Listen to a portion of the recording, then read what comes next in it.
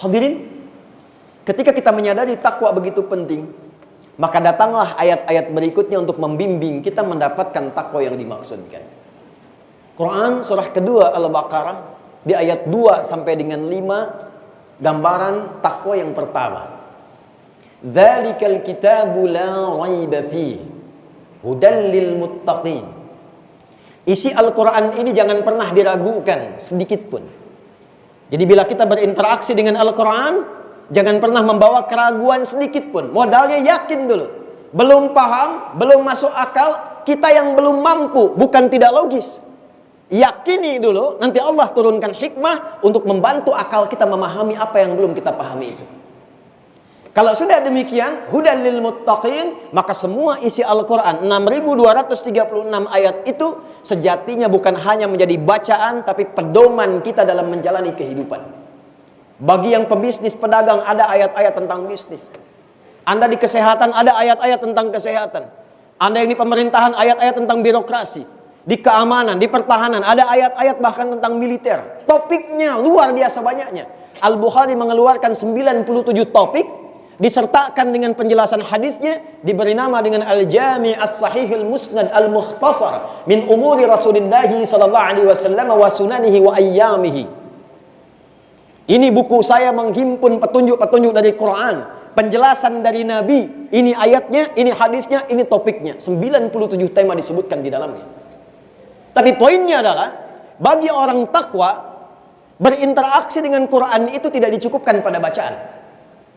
Ia akan pahami isinya, ia akan pelajari perintahnya untuk mewujudkan dan mendapatkan nilai takwa yang dimaksudkan. Apa yang pertama? Kita masuk ayat 3-nya. Alladzina yu'minuna bil ghaibi wa yuqimunas shalah. Jika Anda ingin masuk pada golongan orang takwa al-muttaqin, yang kelak akan diberikan perlindungan oleh Allah, kelak dinaungi oleh Allah, bukan mendapat kebahagiaan, diantarkan langsung ke kebahagiaan dan kesuksesan. Lihat ayat kelimanya. Kita lompat sejenak. Ulaika ala hudam mir rabbihim wa ulaika humul muflihun. Orang-orang yang mampu mengamalkan petunjuk-petunjuk takwa ini, amalan-amalan takwa ini, ulaika kata Allah, ala hudam mir rabbihim, aku langsung bimbing, aku lindungi. Ala, bukan fauqa. Ini ada mic. Mic-nya ada di atas mimbar. Ketika tidak menempel disebut dengan fauqa. Ketika menempel disebut dengan ala. Al-mikrofon alal mimbar. Nempel. Memberikan isyarat, kiasan majazi. Orang-orang yang mampu menunaikan amalan takwa ini begitu dekat dengan Allah. Saking dekatnya seakan-akan nempel. Bukan fisikal, tapi Allah sangat dekat dengannya. Ketika ada yang iseng kepadanya, Allah yang lindungi. Ketika punya persoalan, Allah memberikan solusi. Ketika gelisah, Allah yang tenangkan. Punya Allah, dia tidak gelisah. Anda punya teman, si fulan punya Allah. Ketika dalam hati kita mengatakan saya punya Allah, ringan hidup kita. Nabi ditodong dengan senjata, dengan pedang. Ya Muhammad, siapa yang menyelamatkan engkau saat ini? Satu kalimat dilafaz di lisan Nabi, Allah. Rasulullah mempraktekkan punya Allah. Jatuh pedang, tanggal itu. Kembali Nabi bertanya, siapa yang menyelamatkan kau saat ini? Ini yang kita butuhkan. Keyakinan tertinggi pada setiap diri insan beriman yang mengatakan pada jiwanya, saya punya Allah. Wa ulaika humul muflihun. Ketika kita merasa dekat dengan Allah, punya Allah, dibimbing oleh Allah menuju kesuksesan dan kebahagiaan. Ada sukses saja disebut dengan fauz. Derivasinya disebutkan 29 kali dalam Al-Quran. Fauzi, faizin, fauzan, faizun. Ada bahagia saja disebut dengan fariha, farah, farhah. Kalau Anda gabungkan sukses dan bahagia, success and happiness, berubah kalimatnya menjadi falah. Kalau ingin kita pegang falah itu menjadi aflah. Orangnya muflih, jamaknya muflihun. Wa ulaika humul muflihun. Apa latihan untuk sukses dan bahagia itu? Amalan pertamanya, wa yuqimunas shalah. Wa yuqimunas shalah. Karena itu panggilan sholat yang diviralkan ke telinga kita. Telinga bahasa Arab disebut dengan udhun. Jamaknya disebut dengan adhan. Adhan. Kenapa disebut adhan? Karena kalimat ini, panggilan ini akan sampai kepada setiap orang yang masih punya pendengaran.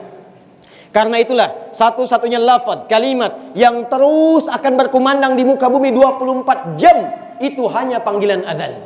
Itu yang menjadikan setiap kota, setiap tempat beda sekian menit. Padang sekian menit dengan Bukit Tinggi dengan Payakumbuh. Kenapa berbeda seluruh dunia ini? Supaya kalimat azan berputar diperdengarkan selama 24 jam. Mengingatkan Anda. Apa yang diingatkan? Bukan hanya tauhid, Allahu Akbar, Allahu Akbar. Bukan hanya Rasulullah, asyhadu anna Muhammad Rasulullah. Tapi penting kita dekat dengan Allah, Allahu Akbar, Allahu Akbar. Penting kita asyhadu an la ilaha illallah. Penting kenal Rasulullah wa asyhadu anna Muhammad Rasulullah. Supaya dengan kenal Allah, tahu cara beraktivitas, ikut petunjuk Rasulullah, apa yang didapatkan? Hayya 'alal falah. Bukankah ada falah di situ? Kapan kita bisa mendapatkan falah? Ketika amalan falah kita lakukan. Karena itu amalannya ditempatkan sebelum falah. Hayya 'alas shalah. Hayya 'alas shalah. Ayo salat. Anda bertanya, ya Allah, kenapa mesti salat? Allah jawab, kamu tidak salat pun tidak akan menurunkan status Allah sebagai Rabbul Alamin. Tidak akan turun status Allah sebagai Tuhan.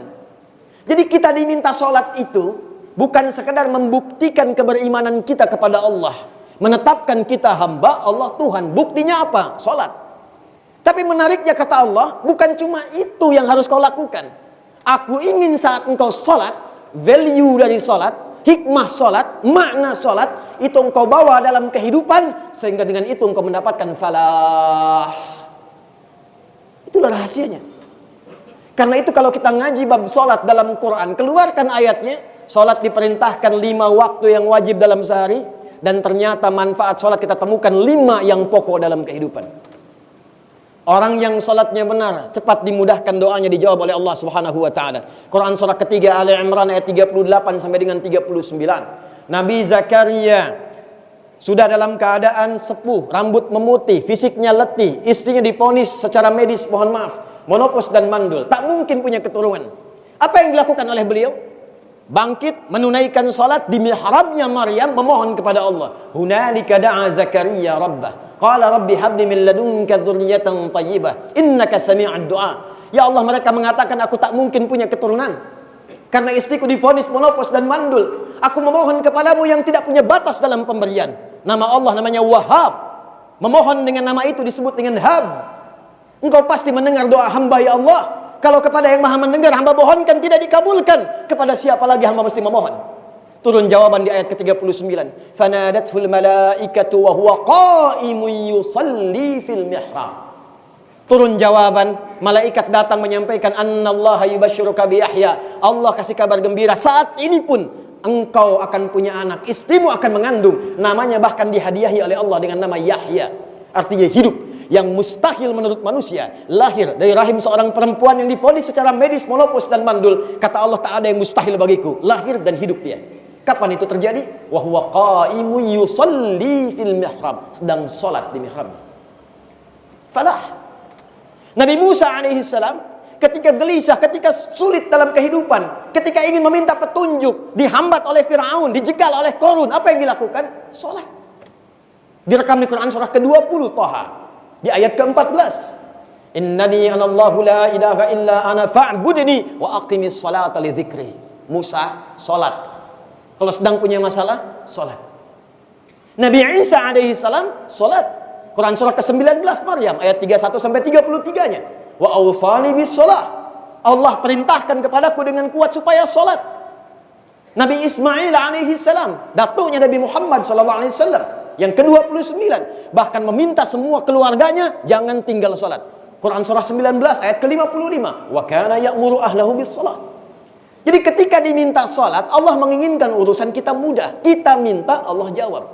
Umat Nabi Muhammad sallallahu alaihi wasallam, karena nabinya istimewa, nabinya luar biasa, penutup di balik semua kemuliaan, maka sebelum kita salat, Allah langsung yang memanggil kita dengan tawaran. Wasta'inu bis sabri was salah. Duhai hambaku umatnya Muhammad sallallahu alaihi wasallam, jika engkau diuji dengan persoalan, sabar dulu, terima. Karena aku uji itu bukan ingin membuatmu punya masalah, tapi ingin meningkatkan kualitas hidupmu.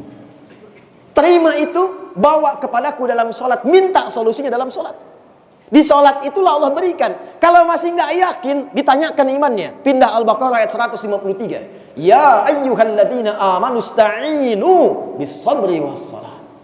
Itulah sholat. Sholat bisa merubah kita menjadi lebih baik. Dulu orang pembegal, Jundub bin Junadah, pembegal, pimpinan begal di kampung Ghifar, sekampung begal semua. Masuk Islam, dilatih sholat, berubah jadi orang baik, jadi pendakwah, bahkan periwayat hadis, sekampung masuk Islam, diabadikan kemudian dengan nama kampungnya dan nama kunyahnya Abu Dzar Al-Ghifari. Kenapa viral nama Al-Ghifarinya? Untuk memberikan pesan, setelah saya sholat, setelah saya masuk Islam, sholat merubah saya dan teman kami sekampung menjadi lebih baik. Maka turun ayat Quran surah ke-29 ayat ke-45. Utlu ma uhya ilaika minal kitab wa aqimis shalah innas salata tanha 'anil fahsya'i wal munkar. Kalau benar salatnya, itu pasti semua sumber keburukan Allah akan kikis dari dalam dirinya. Tidak ada orang berbuat buruk kecuali sumbernya dua. Fahsya, keburukan yang bersumber dari syahwat. Maaf, zina, LGBT, pornografi, porno aksi, selingkuh dan turunannya, kata-kata jorok, kotor, itu fahsya. Mustahil orang sholat kata-katanya jorok, itu mustahil. Mustahil. Karena ketika dia sholat, dia membangun kedekatan dengan Allah. Ketika dekat, Allah turunkan cahaya takwa. Begitu sampai cahaya itu ke jiwanya, maka merasat ke jiwa takwanya. Quran surah ke-91 ayat 7-10. Wa nafsin wa ma sawwaha fa alhamaha fujuraha wa taqwaha. Begitu sholat, takwanya aktif. Ketika takwanya aktif, dia menjadi pemandu bagian tubuh kita. Maka mata tidak sekadar melihat, mata melihat dengan cahaya takwanya, dibimbing oleh imannya. Karena itu ketika Allah menyampaikan ayat tentang mata, imannya disebutkan dulu sebagai cahaya takwanya, baru fungsi matanya. Quran surah ke-24 ayat 30 untuk laki-laki. Qul lil mu'minina yaghuddu min absarihim. Katakan pada pria beriman yang merasa punya iman, punya cahaya takwa, matanya akan dibimbing oleh imannya. Ini yang pantas dilihat, ini yang tak pantas dilihat. Lisan kita beriman, ada cahaya takwa di dalamnya, maka lisan dibimbing untuk berkata yang baik-baik saja. Turun Quran surah ke-49 ayat 12 sampai dengan 13-nya itu. Ya ayyuhalladzina amanu la yaskhar qaumin qaum. Dari ayat 11 ya. Hei orang-orang yang merasa beriman, punya cahaya takwa. Kalau benar engkau rajin sholat, benar engkau beriman, itu akan ada cahaya membimbing lisanmu. Nggak akan pernah punya kosakata untuk menjeleki orang lain, memfitnah orang lain, menuduh orang lain, mencela orang lain. La yaghtab ba'dukum ba'da. Nggak ada hoax. Itulah sholat. Itulah takwa. Itulah cahaya yang kita bawa dalam kehidupan. Itu yang merubah kalangan jahiliyah menjadi khairul ummah. Kapan mereka disebut umat terbaik? Ketika mampu mempraktekkan iman dalam takwanya. Kuntum khairu ummatin ukhrijat linnas ta'muruna bil ma'ruf wa tanhauna 'anil munkar. Kapan itu terjadi? Wa tu'minuna billah. Quran surah ketiga ayat 110 itu. Karena itu hadirin, ketika diminta menunaikan sholat, bukan sekedar kita hanya untuk sekedar datang, menggugurkan kewajiban, rukun dan syaratnya. Datang, apalagi khutbah Jumat, kadang datang, duduk, ngantuk. Kadang ada yang tidur, selesai sholat 2 rakaat dan pulang. Bukan itu yang diinginkan. Coba cek kedekatan kita dengan Allah Subhanahu wa ta'ala. Allah mengingatkan bagaimana kalau diwafatkan saat ini. Harapan masuk ke dalam surga. Ingin berjumpa Rasulullah. Ingin surga paling tinggi. Dipanggil sholat masih terlambat. Jangankan sunnah yang wajib kadang diundur-undur, tapi harapan begitu tinggi. Allah dengan sifat Rahman dan Rahimnya ingin memberikan kebahagiaan, ingin memberikan kenyamanan. Itu yang penting kita tangkap dalam konsep takwa yang kita bahas pada kesempatan kali hari ini. Hadirin rahimani wa rahimakumullah. Bagian yang terakhirnya segmen pada takwa ini, jalan yang kedua, bukan hanya membangun hubungan baik dengan Allah dalam bentuk ibadah ritual. Anda boleh cek dalam Al-Quran, hampir semua ibadah ritual yang kita tunaikan itu disandingkan dengan takwa. Tadi kita dapatkan sholat. Kemarin Ramadan kita puasa, Al-Baqarah ayat 183. Ya ayyuhalladzina amanu kutiba alaikumus siyamu kama kutiba alal ladzina min qablikum la'allakum tattaqun. Kemarin baru pulang dari haji, Al-Baqarah ayat 197. Al-hajju ashhurun ma'lumat, faman farada fihinna al-hajja fala rafatha wala fusuqa wala jidala fil hajj. وَمَا تَفْعَلُوا مِنْ خَيْرٍ يَعْلَمُهُ اللَّهُ وَتَزَوَّدُوا فَإِنَّ خَيْرَ الزَّادِ التَّقْوَى. Esensinya selalu takwa, takwa, takwa, takwa. Pulang haji bagus, tawafnya bagus, wukufnya bagus, jumrahnya bagus, tapi pulang tidak berubah diri menjadi lebih baik, tidak dapat nilai takwanya. Standarnya takwa. Standarnya takwa. Maka hadirin bagian yang kedua, dan jadi bagian penutup dari khutbah singkat ini, Allah tidak menginginkan implementasi takwa itu hanya berwujud ibadah ritual, tapi Allah menginginkan pancaran kesuksesan ibadah ritual itu menyebar dalam konteks ibadah sosial. Hablum minan nas, al-bu'dul insani. Quran surah ketiga Ali Imran ayat 133 sampai 134 sekaligus menutup khutbah kita di kesempatan kali ini. Wasari'u ila maghfiratin min rabbikum wa jannatin 'arduha as-samawati wal ardu u'iddat lil muttaqin. Perhatikan dengan Al-Baqarah ayat yang kedua. Hudal lil muttaqin, sama-sama muttaqin. Ali Imran 133 u'iddat lil muttaqin, sama-sama muttaqin, tapi amalannya berbeda. Di Al-Baqarah amalan ritual, di Ali Imran amalan sosial. الذين ينفقون في السراء والضراء والكاظمين الغيظ والعافين عن الناس والله يحب المحسنين. Orang takwa itu bukan hanya orang yang rajin sholat, rajin puasa, hajinya bagus, rajin umrah. Kata Allah, orang-orang itu mampu mengimplementasikan value, nilai dari setiap ibadah ritual itu yang dia pancarkan dalam kehidupan sosial. Dia gemar berbagi dengan sekitarannya. Dia punya sifat pemaaf. Dia menahan amarah, nggak senang konflik, tidak menjadi provokator. Wallahu yuhibbul muhsinin, dan nampak banyak kebaikannya, senyumnya, baiknya, berbaginya, ramahnya, tawadhu'nya. Setiap Jumat itu yang diingatkan oleh Rasulullah kepada kita. Jangan sampai tiap Jumat datang duduk khutbah, kelihatan rajin ikut ta'lim, rajin ngaji, tapi lisannya pun rajin mencela orang lain. Di rumah belum selesai dengan keluarga, dengan orang tua. Ketika Anda duduk di sini khusyuk memohon, bagaimana hubungan dengan orang tua? Mungkin ada hajat yang belum selesai, ada konflik yang belum tuntas, bahkan tertinggal sampai wafat. Bagaimana menyelesaikannya? Boleh jadi banyak kesuksesan terhambat bukan karena rajinnya kita menunaikan sholat, tapi mungkin hubungan yang kurang baik dengan sesama. Maka Allah memberikan hukum, rajin sholat tapi buruk dengan tetangga, itu bisa mencegah kebaikan-kebaikan kita dapatkan. Rajin sholat tak baik dengan orang tua, itu bisa mencegah keberkahan yang seharusnya cepat bisa kita raih. Karena itu ketika disebutkan takwa dalam setiap kesempatan Jumat, maka tanamkan dua hal pada diri kita.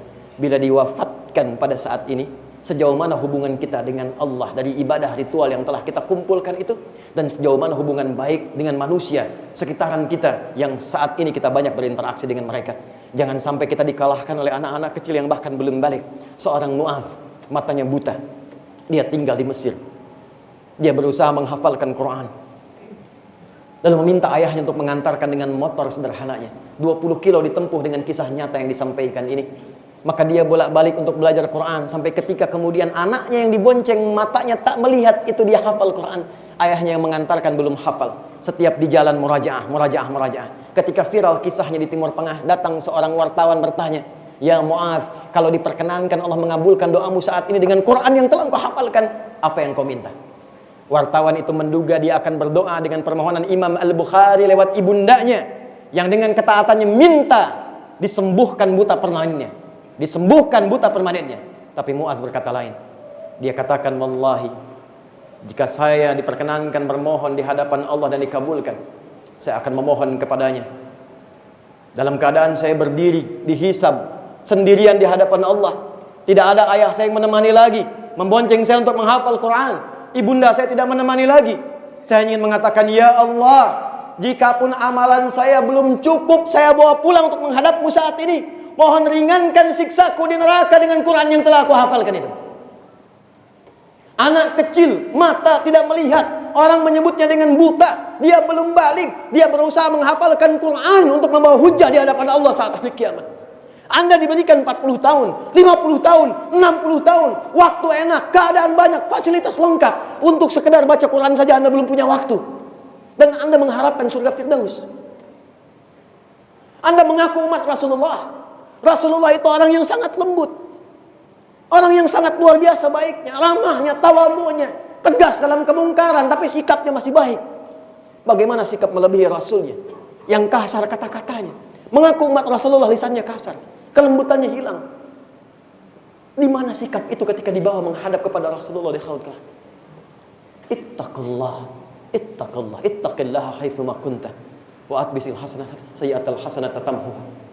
Nasihat Rasulullah kepada Mu'adz bin Jabal dan Junub bin Junadah diabadikan oleh Imam An-Nawawi dalam hadis nomor 18 dalam Al-Arba'innya. Nabi menyampaikan, jaga takwa dimanapun Anda berada. Jaga hubungan dengan Allah, jaga hubungan dengan sesama. Pulanglah ke rumah masing-masing menjadi ayah yang baik, jadi suami yang baik. Damaikan kehidupan keluarga sebelum kita hidup bernegara. Damai dengan tetangga, baik dengan sesama, dan baiklah dengan Allah, sehingga hidup kita tenang dan wafat dalam keadaan husnul khatimah dengan panggilan yang indah.